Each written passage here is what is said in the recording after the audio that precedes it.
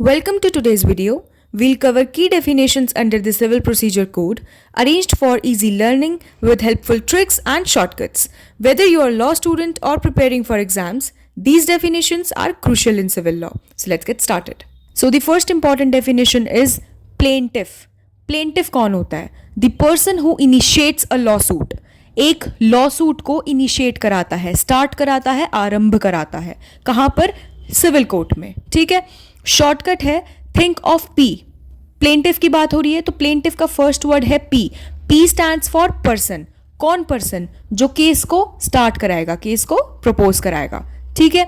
Example है if A sues B for breach of contract. A ने B के ऊपर मुकदमा कर दिया. किस चीज का? कॉन्ट्रैक्ट को ब्रीच करने का, तोड़ने का. तो यहां पर जो ए होगा वो हमारा प्लेंटिफ होगा. Second one is defendant. Defendant कौन होता है? The person against whom the law suit is filed. वो पर्सन जिसके अगेंस्ट एक लॉ सूट फाइल हुआ हो. शॉर्टकट है D stands for defendant and here D stands for defending the case. जो केस को डिफेंड करेगा अपनी साइड से. एग्जाम्पल, पिछले वाले केस में आपने देखा था A ने B के ऊपर मुकदमा करा. ठीक है. तो A यहां पर प्लेंटिफ था जिसने केस को स्टार्ट करा.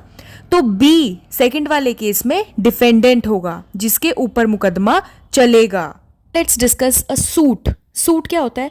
एक फॉर्मल लीगल एक्शन होता है जिसको एक पर्सन लेता है दूसरे पर्सन के against in a court of law. Okay.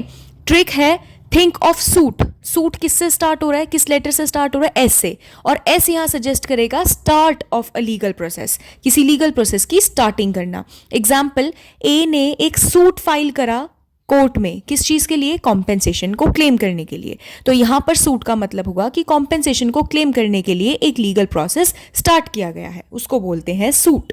Now let's discuss a decree. Decree क्या होती है? एक फॉर्मल ऑर्डर या फिर जजमेंट होती है जो कोर्ट इशू करता है एक सिविल केस में. ट्रिक है decree sounds like decide. D से डिक्री और डी से डिसाइड, मतलब डिसाइड करना. कोर्ट एक फाइनल डिसीजन दे देगा तो उसको बोलेंगे decree.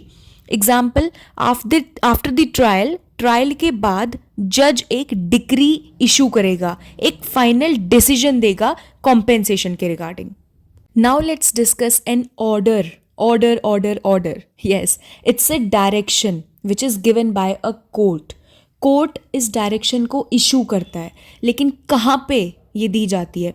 In the course of a suit. Suit मैंने आपको क्या बताया था? एक फॉर्मल लीगल एक्शन होता है जो एक पार्टी दूसरे के अगेंस्ट में लेती है. तो जो ऑर्डर होता है वो सूट के कोर्स में ही दिया जाता है, बट वो फाइनल जजमेंट नहीं होती है, एक डिक्री नहीं होती है. ठीक है. ट्रिक है थिंक ऑफ ऑर्डर. ऑर्डर ओ से शुरू है और उसका ट्रिक क्या होगा याद करने का? ऑनगोइंग डायरेक्शंस जो चलती जा रही हैं before the final decision. Final decree नहीं आई है, उससे पहले आपको एक डायरेक्शन दी है कोर्ट ने, उसको बोलते हैं ऑर्डर. एग्जाम्पल, द जज माइट गिव एन ऑर्डर. जज ऑर्डर दे सकता है to submit certain documents before the next hearing. अगली तारीख से पहले, अगली जो सुनवाई होगी उससे पहले कोर्ट आपको ऑर्डर दे सकता है कि आपको कुछ सर्टेन डॉक्यूमेंट सबमिट करने हैं. So that is called an order. It's not a decree. Okay. Now let's discuss a civil court. Civil court क्या होता है? एक ऐसा कोर्ट होता है जो सिर्फ और सिर्फ सिविल मैटर्स के साथ डील करता है, जो इंक्लूड करेगा property disputes, contract related disputes और पर्सनल इंजरी केसेस. आपके पर्सनल मैटर्स के साथ डील नहीं करेगा. जो इन्वॉल्व करता है child custody, marriage related disputes और डाइवोर्स रिलेटेड केसेस. तो ये सिर्फ सिविल मैटर्स के साथ डील करेगा.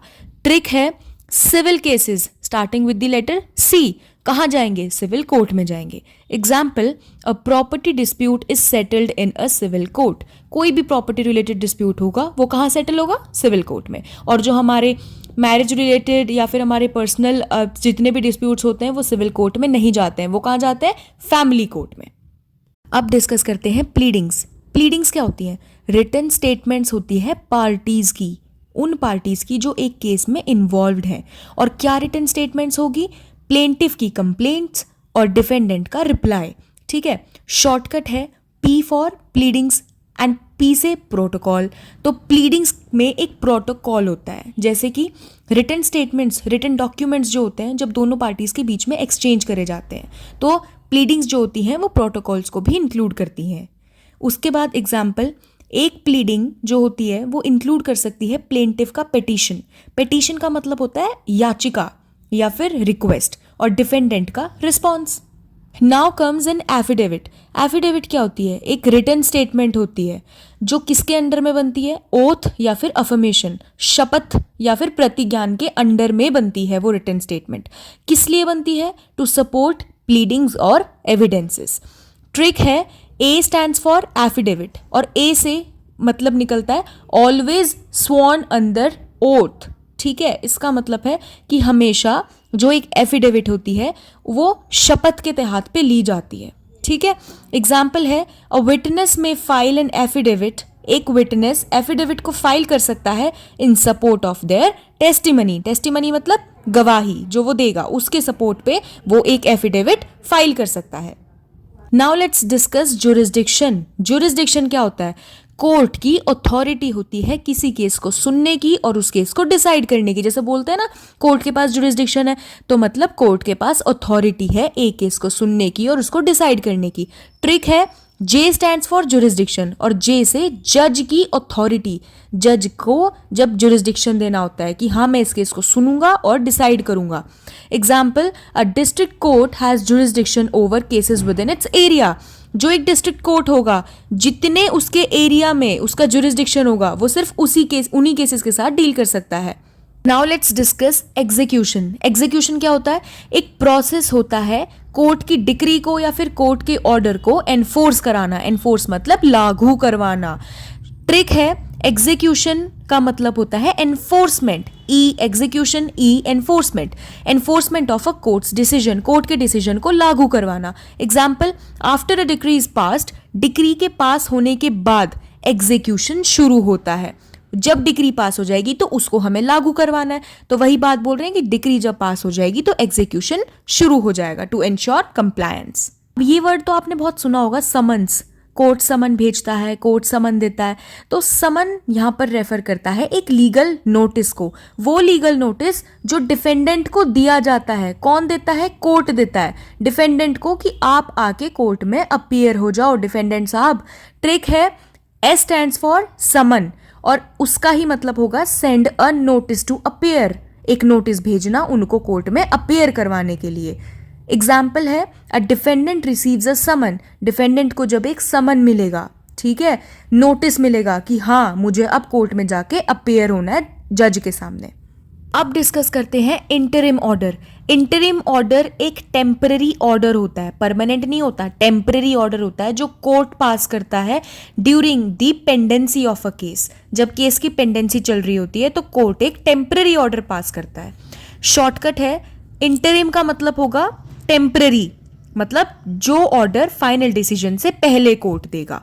एग्जाम्पल, कोर्ट में पास एन इंटरिम ऑर्डर, मतलब पहली एक इंटरिम ऑर्डर पास कर सकता है कोर्ट प्रिवेंट करने के लिए एसेट का transfer before the final hearing. So it's just a temporary order which is passed by the court during the pendency of the case but before the final hearing. अब discuss करते हैं x Partey. बहुत सुनी है ये term, x Partey हो गया है ना। तो एक्स पार्टे एक डिसीजन होती है या फिर हियरिंग होती है जो कब दी जाती है? जब एक पार्टी एब्सेंट होती है, without the presence of other party. दो पार्टी है, दोनों में से एक पार्टी नहीं आई तो एक्स पार्टे हो जाएगा, ठीक है, और उस पार्टी के एब्सेंस में डिसीजन या फिर हियरिंग दे दी जाएगी। ट्रिक है, एक्स पार्टे मतलब एक्सक्लूडिंग वन पार्टी, एक पार्टी को एक्सक्लूड करके डिसीजन या फिर हियरिंग देना। Example, if the defendant doesn't appear, अगर डिफेंडेंट या प्लेंटिफ में से कोई भी एक नहीं आया तो जज एक्स पार्टे जजमेंट दे देगा। Now last one is stay of suit. Suit को स्टे कराना। डेफिनेशन बोलती है suspension of proceedings in a suit. एक सूट में प्रोसीडिंग्स को जब आप सस्पेंड कर देते हो, लेकिन टेम्परली आप उनको सस्पेंड करते हो, बताऊंगी कैसे। ट्रिक है, एस से स्टे और एस से स्टॉप। तो स्टे, सूट, स्टॉप। स्टे का मतलब होगा स्टॉप करना टेम्पररी बेसिस पे। एग्जाम्पल, द कोर्ट में issue a stay on a suit. एक सूट पे स्टे ऑर्डर इशू कर सकता है कोर्ट अंटिल फर्दर इन्वेस्टिगेशन। जब तक हम बाकी की तहकीकात इन्वेस्टिगेशन नहीं कर लेते तब तक हम इस सूट को स्टे कर देंगे, टेम्पररी रोक देंगे। Here are some tips for remembering all these terms which are discussed by me in the video. और इसके अलावा भी I know there are plenty of terms there in CPC. तो जब भी आप उन terms को याद करोगे या फिर समझने की कोशिश करोगे तो हमेशा similar terms को एक साथ ग्रुप करना. फॉर एग्जाम्पल जैसे plaintiff, defendant, suit, ये तीनों terms केस के इनिशिएशन से स्टार्ट होती हैं. तो हम इनको इस तरीके से याद कर सकते हैं, एक्रोनिम्स बना के याद कर सकते हैं. फॉर एग्जाम्पल एक सीक्वेंस में रख के PDS which states plaintiff, defendant, suit. तो इस तरीके से आपको सारी टर्म्स को विजुअलाइज करना है और याद करना है. Now that we have covered the key CPC definitions, I hope you are feeling more confident. If this video helped you, do like, share and subscribe for more legal tutorials. Drop any questions where you need clarifications in the comments below. Thanks for watching and see you in the next video.